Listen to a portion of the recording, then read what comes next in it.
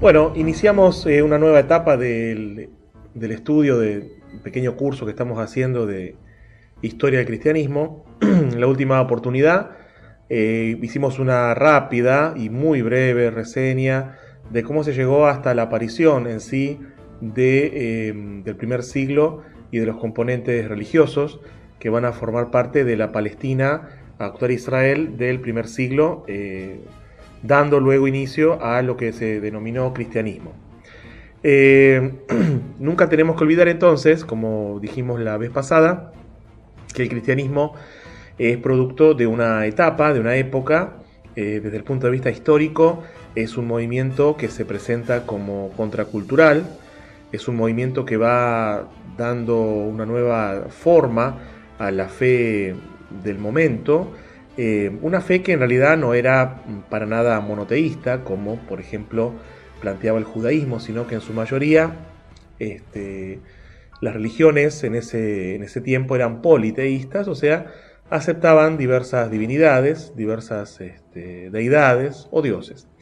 Era muy común tener estatuillas, besarlas, tenerlas en la casa, tener altares, asistir a ceremonias en una pequeña aldea o ciudad que congregaba a la gente en especie de ceremonias, procesiones, en torno a una imagen o a una deidad propia del lugar, que extendía, digamos, su poder,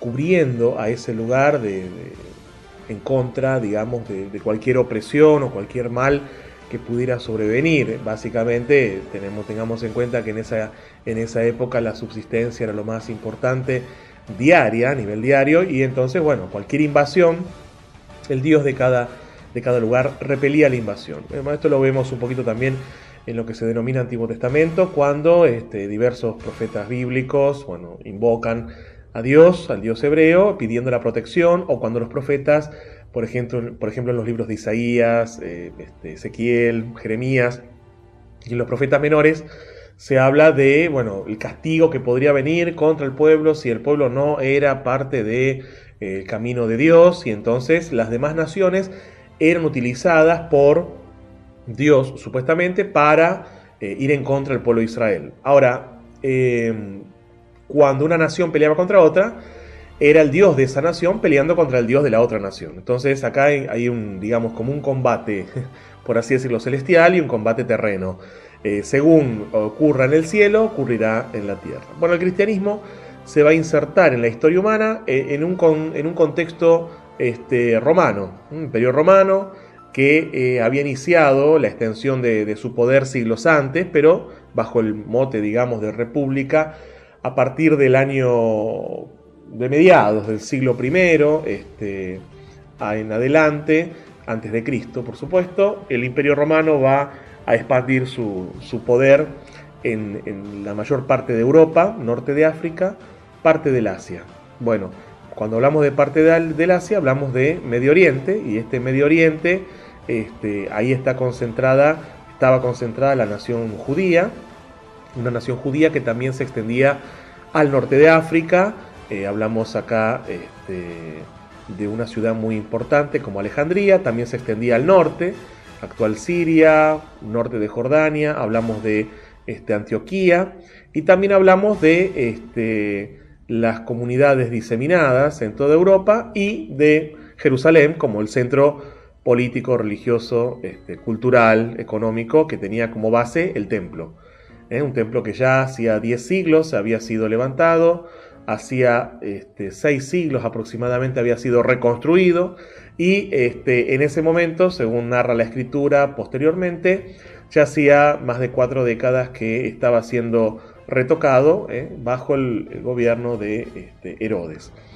Ahí es donde aparece la figura de una persona que, en diversos escritos de la época, llamados evangelios, luego va a ser ocupada, digamos, su figura y tomada en cuenta como siendo el Mesías prometido al pueblo de Israel.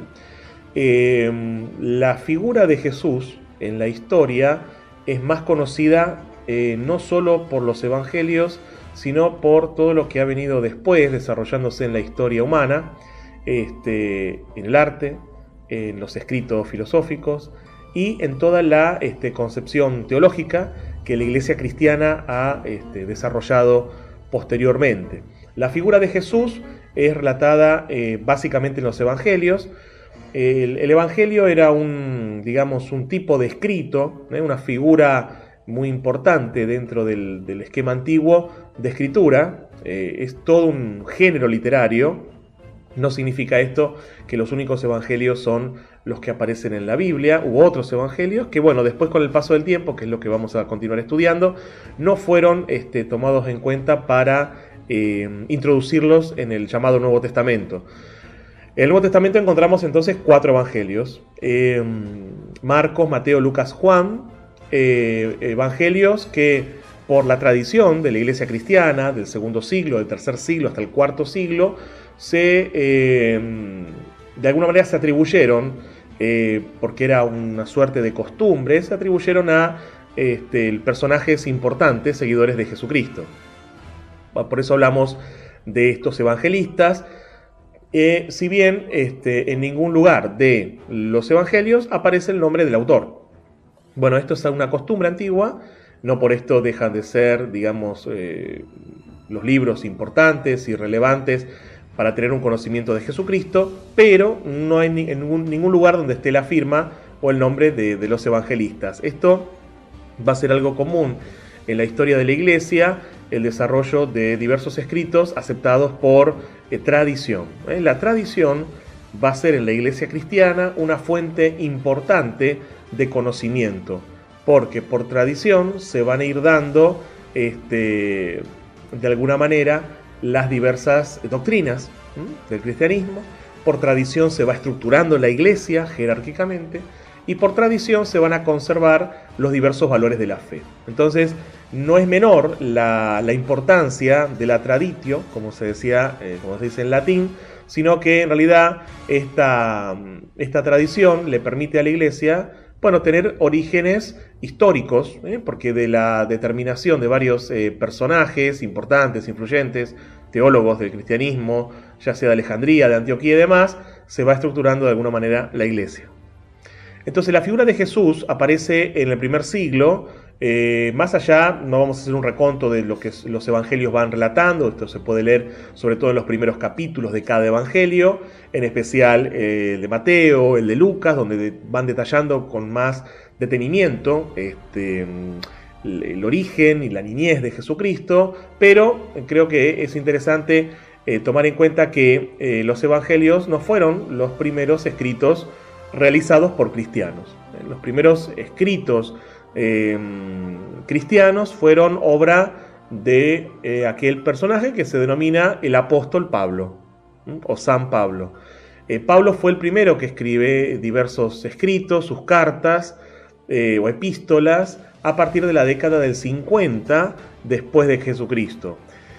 Cuando hablamos del 50 después de Jesucristo, en realidad estamos hablando ya de más de 2, casi 3 décadas después de la presencia de Jesucristo en la tierra, según la interpretación cristiana. Hablamos de su pasión, muerte y resurrección. Entonces, los primeros escritos fueron cartas de sostén, cartas de aliento, cartas de anuncio del querigma cristiano, cartas doctrinales, cartas que apuntalaban las diversas comunidades del norte de África, del Asia Menor, de la zona del Asia, Medio Oriente, hasta llegar a los extremos del imperio o el centro mismo en Roma. Entonces, los evangelios son un género literario, no son los primeros escritos cristianos, pero son frutos de la tradición que ya se fue formando en las primeras 2 o 3 décadas del cristianismo. Tradición que fue llevada adelante por los apóstoles, por María, madre de Jesús, y que de alguna manera se compilaron. De ahí que, si ustedes leen el Evangelio de Lucas o San Lucas, ustedes van a ver que el inicio del Evangelio tiene que ver con un aporte hecho, digamos, por un historiador, ¿no? El relato de tomar en cuenta los documentos, de ordenar lo que otros también intentaron ordenar. Esto es un trabajo historiográfico. Entonces, significa que una persona tomó a su cargo la tarea de ordenar estos procesos, organizar una línea de tiempo y trazar diversos periodos de la vida de otra persona que fue Jesucristo, al cual un grupo pequeño, después cada vez más grande, consideró el Mesías, o sea, el enviado de Dios para el pueblo de Israel, para generar, digamos, un cambio, un proceso de renovación de la fe hebrea, de la fe judía, y que luego esto se extendió a todo el mundo en la figura de los apóstoles. O sea, el cristianismo nace en la persona de Jesucristo, aunque no es Jesucristo quien dice, a partir de ahora son todos cristianos. Este personaje, por así decirlo a nivel histórico, lo denominamos así, tratando de apartarnos un poquito de la figura para ser lo más neutros posible, aunque en historia no es posible esto, pero quitándole el halo que la teología misma le coloca. Desde el punto de vista histórico, Jesucristo lo ubicamos en el primer siglo de la era justamente cristiana o era común. Jesucristo nace bajo el contexto del Imperio Romano, nace en la zona de Palestina, la provincia de Siria, para el Imperio Romano. Jesucristo va a ser tomado en cuenta por los evangelios. En los evangelios aparece una gran cantidad de datos que nos llevaría mucho tiempo determinar. Por ejemplo, aparecen los diversos sectores del judaísmo, lo que denominaríamos hoy día sectas judías. Aparece después cómo estaba organizado el Imperio Romano, tetrarcas, emperadores, gobernantes, recaudadores. También en el Evangelio de Mateo, Marcos, Lucas y Juan, en cada uno de ellos aparece la geografía de Palestina, rutas que Jesús siguió, que los apóstoles siguieron, costumbres de la época, ya sea en la comida, ya sea en la fiesta, ya sea en las celebraciones religiosas. O sea que los evangelios son, desde el punto de vista histórico, una documentación muy interesante de cómo nosotros podríamos entender a la sociedad de la época. Y esto es importante porque necesitamos recurrir a el momento histórico para ver cómo pensaba la gente. Si yo intento trasladar literalmente lo que hace 2000 o más años se escribió, voy a cometer un error gravísimo, que sería justamente el de tratar de traer una época antigua, económica, política, religiosa y cultural, a esta época pasados 2000 años. Eso sería anacrónico, o sea, sería imposible pensar que yo puedo llegar a pensar como los discípulos que estaban mirando a Jesús, o que yo puedo pensar de tal o cual grupo religioso que supuestamente no aceptó a Jesús y condenarlos porque no aceptaron a Jesús. Y yo no estuve en ese momento fue un momento especial y por lo tanto no tengo que juzgar. La historia no está para juzgar, está para relatar, está para tomar en cuenta lo que pasó, para que no se repitan muchas cosas, pero también para poder conocer los hechos tal cual han ocurrido. Jesús nace en Palestina bajo el Imperio Romano como judío, de padres judíos, en la cultura judía. Si bien es del norte de Israel, de la zona de Galilea, donde hubo un mestizaje muy grande posteriormente a la invasión neobabilónica del siglo VI a.C., Jesús nace judío, por lo tanto es circuncidado, por lo tanto después es presentado en el templo, lo que sería hoy su bar mitzvah, digamos, su iniciación religiosa. Jesús asiste a la sinagoga, al templo, cada sábado, el día de reposo, digamos, prescripto en el Antiguo Testamento, en los 10 mandamientos. Jesús asiste al templo, en las fiestas, y eso también se va corroborando en los evangelios. O sea que de alguna manera Jesús cumple con toda la tradición judía. Esto no hay que negarlo, y es imposible presentar una negación de esto, y no hace bien a la figura de Jesús. O sea, tratar de pensar un Jesús sacado de contexto de la costumbre y la cultura judía es muy malo para hacer teología cristiana. Hay que contextualizar a Jesucristo, a los apóstoles, y todos han sido propios de la rama judía, todos han sido circuncidados, todos nacieron, crecieron y vivieron y murieron como judíos. Más allá de que después hubo una aceptación de Jesucristo como el Mesías. El Mesías estaba siendo esperado. Cada vez que el pueblo de Israel ha tenido problemas, ha tenido dificultades, ha tenido diversas preocupaciones, la figura del Mesías es la figura central, importante, básica, necesaria para poder pensar en la redención del tiempo. Este Goel, aquel, como en la antigüedad, que pagaba el rescate, en hebreo Goel, es el Mesías que se esperaba que pagara el rescate. Ahora, el cristianismo va a nacer no básicamente en la diáspora judía, o sea, fuera de la zona de Jerusalén, propiciado por personas judías que creen en Jesús, sino más que nada por la prédica del apóstol Pablo, que sí había sido, digamos, miembro del grupo fariseo, que seguía siendo judío, pero básicamente el cristianismo va a permear el Imperio Romano a partir de la aceptación de Jesucristo como Mesías por parte de los llamados gentiles, griegos, romanos, y diversos grupos étnicos que habitaban bajo el poder del Imperio Romano. Entonces, Jesús es de Nazaret, de esta zona norte del actual Israel. Palestina, digamos, antigua, había sido ocupada por los romanos. Jesús nace y va a crecer como judío. Nace de madre judía, aprende un oficio como su padre, es circuncidado, por supuesto esto antes que nada, a los 8 días. Jesús va a estudiar Torá, va a estudiar la tradición, lo que luego se va a compilar como la Mishnah, aprende la religión, aprende la cultura, aprende las costumbres, come como marca la ley, come alimentos kosher, alimentos permitidos por la ley bíblica. Por lo tanto, cuando llega a los 30 años, edad en la cual, según la tradición, una persona ya podía tener discípulos y ya podía enseñar como maestro, como rabino, Jesús comienza a hacerlo. No sabemos qué pasó durante el tiempo de adolescencia, de juventud de Jesús. Solo sabemos que a los 12 años lo encontramos, según los evangelios, en el templo, donde después le dice a los padres que no se asustaran, que ellos sabían que en los negocios del padre tenía que estar, o sea, en la actividad propia de aquella para la cual había sido enviado. Pero después no sabemos nada. Hay muchas especulaciones, que Jesús fue a Egipto, que Jesús fue a la India, que Jesús era esenio, una comunidad religiosa muy ascética que vivía en la actual Jordania o cerca de Jordania, a orillas quizás también del Mar Muerto. Bueno, diversas especulaciones que de alguna manera permearon la historia. Lo que sí sabemos es que hacia los 30 años Jesús comienza su ministerio. Al contrario de todos los rabinos de la época, o de todos los maestros, aún de los filósofos griegos y romanos, Jesús no fue elegido por los discípulos. Jesús elige discípulos. La elección de discípulos es importante porque marca una tendencia. Los evangelios colocan a Jesús eligiendo discípulos, elige 12. Tenía más.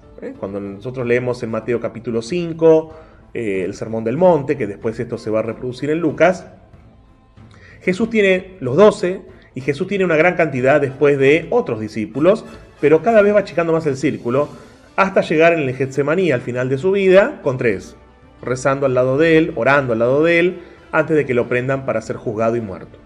O sea que la valoración de los discípulos es importante porque era una condición sine qua non, o sea, una condición más que necesaria en la época que un maestro tuviera discípulos. Si no, era como estar en el desierto. Una persona que no tuviera discípulos no tenía, de alguna manera, crédito. Es como hoy día decir, soy investigador, soy muy conocedor de tal tema, pero nunca edité un artículo, nunca dije nada, nunca diserté, nunca escribí un libro, nada. Entonces nadie va a creer que yo sea una persona que sepa del tema. Bueno, en la antigüedad, para de alguna manera acreditar que uno sabía del tema, tenía que tener discípulos.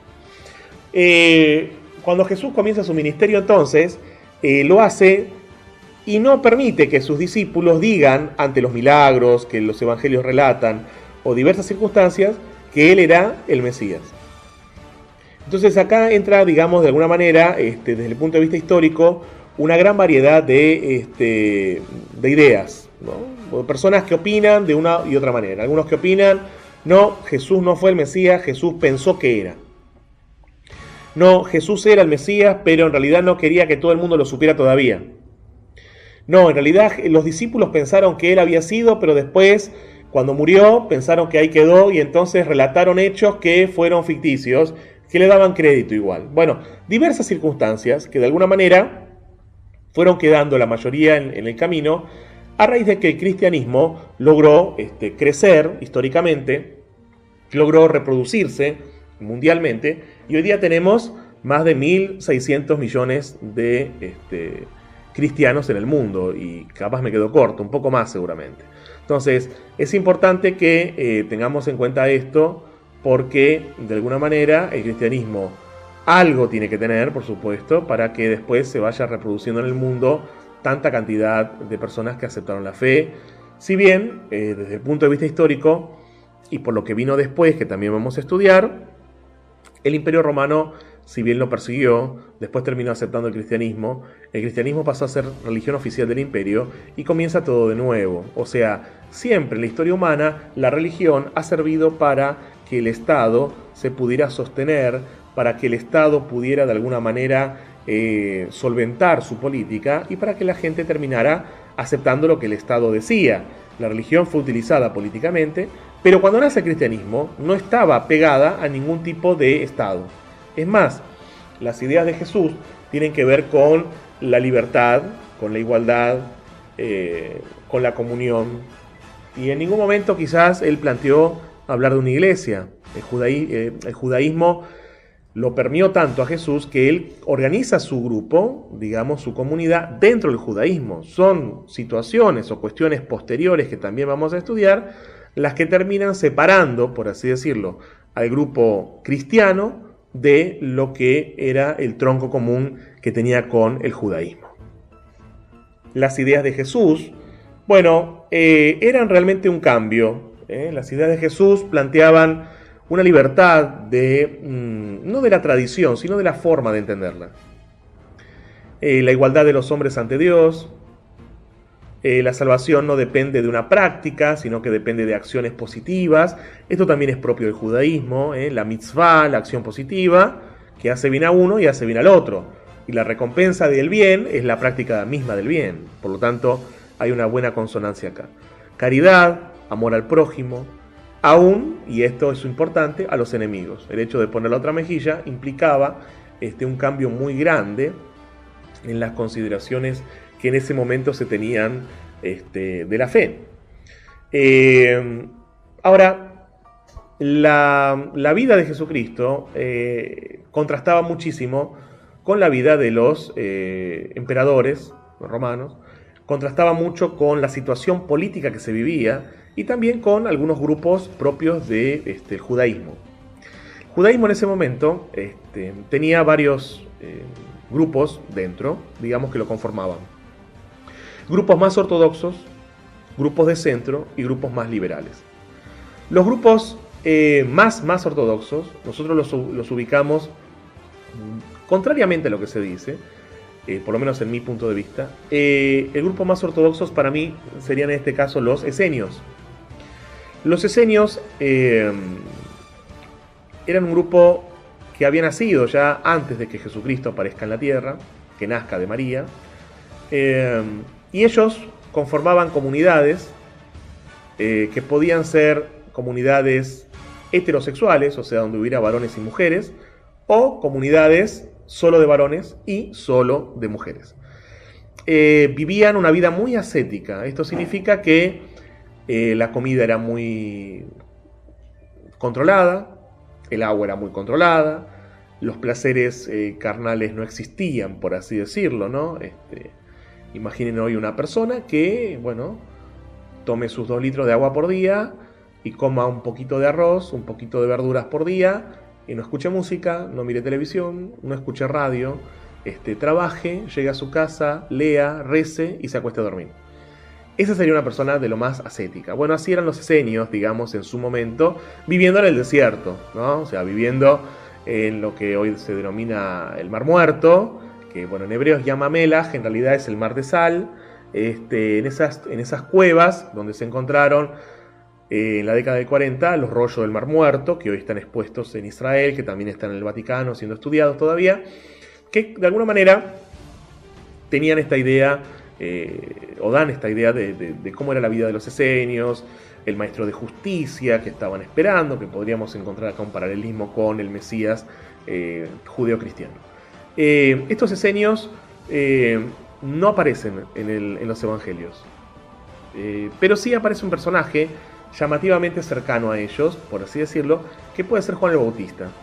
Juan el Bautista, esa voz, como dice la Escritura, que clamaba en el desierto y que tenía ciertos hábitos alimentarios, ciertas costumbres de prédica o de exhortación a las personas, como los profetas antiguos, y que se vestía tan sencillamente, puede remitir un poquito también a ciertas prácticas de los esenios.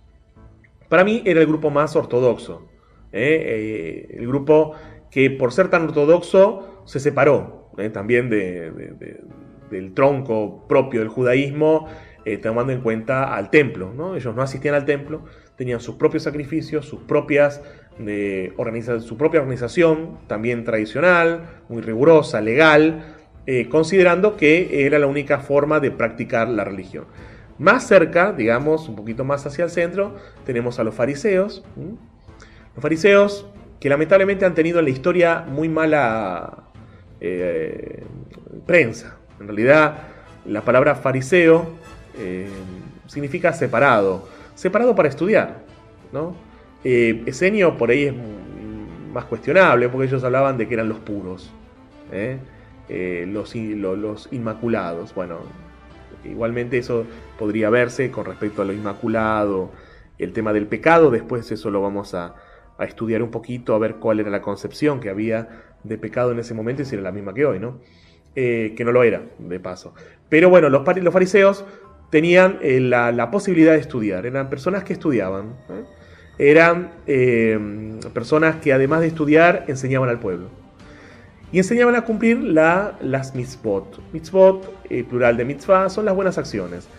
Buenas acciones que tenían que ver con lo que era el templo y con lo que era la vida práctica propia de un ser judío.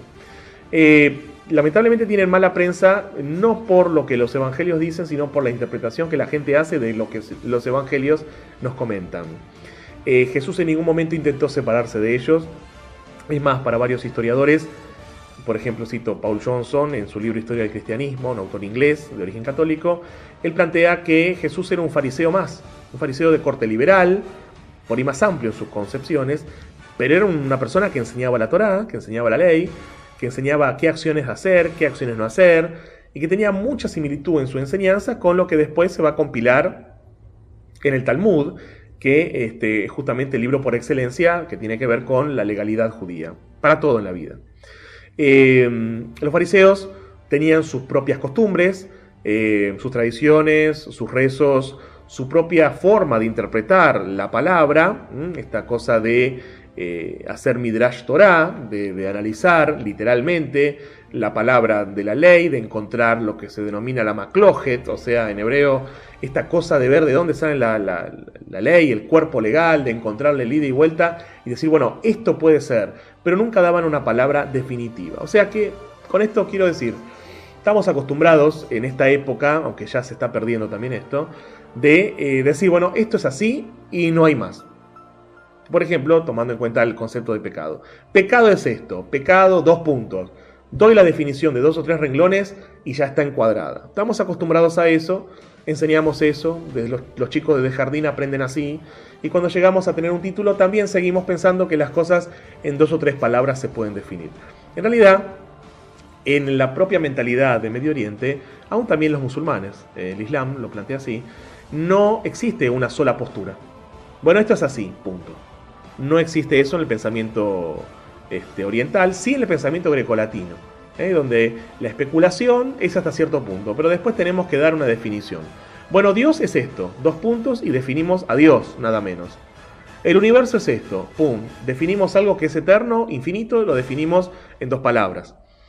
Entonces nos ocupamos más de definir que de comprender lo que definimos. Jesús en ningún momento atacó a los fariseos al punto de negar que eran importantes. En un momento determinado él dijo, si la justicia de ustedes no es mayor que la de los escribas y fariseos, no entrarán en el reino. Los escribas eran los copistas de la ley, copistas que también sabían de la ley, copiaban la tradición legal y después la daban al pueblo. O sea que la norma de justicia es la de los fariseos. Si las personas querían ser seguidores de Jesús y tener finalmente el reino que Jesús prometía, ellos tenían que vivir aún mejor que los fariseos. Por lo tanto, y no da el tiempo para esto acá, hay que conocer la vida del fariseo para poder, entonces, si uno dice quiero entrar al reino de Jesucristo, ser mejor que ellos, en el sentido de ser tan cumplidores y tan devotos de la fe, en este caso cristiana. Bien, otro grupo eran los saduceos. Los saduceos, en hebreo tzedokim, eran los justos. Ellos no tenían las mismas creencias que los fariseos.